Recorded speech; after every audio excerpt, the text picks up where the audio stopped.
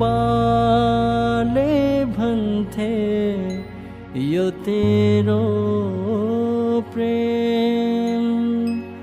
दुई दिनमै झर्ने फूल हो भनेर आमाले भन्थिन् ए छोरा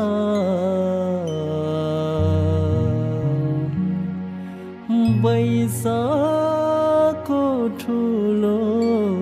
यो भुल हो भनेर सुनिन मैले